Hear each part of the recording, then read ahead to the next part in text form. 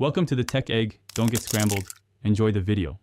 You start by opening Garageband and creating a new empty project to avoid unwanted tracks. Make sure you have the Midi file accessible in Finder. This reduces delays when importing.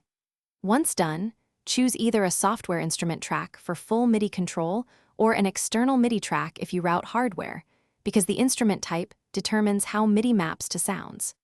Make sure Garageband's library panel is visible so you can assign a patch after import. Drag the Midi file from Finder directly into the Garageband timeline. If you prefer File Open, select the file and pick Open in Garageband. Once imported, you may see one combined region. Split it by selecting and using Edit Split Regions at Playhead to isolate parts. Then assign a suitable software instrument to each region from the library.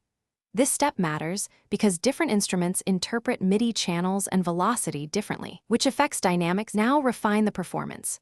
Open the piano roll to quantize timing, adjust note lengths, and edit velocities so the Midi conveys the intended feel.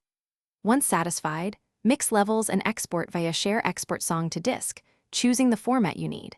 If some notes sound wrong or don't play, make sure each Midi region is routed to the correct instrument and that channels match. Also check that Garageband's track volume and mute/solo settings are correct, because routing errors are the most common issue. Thanks for watching. Consider subscribing if I helped unscramble your problems.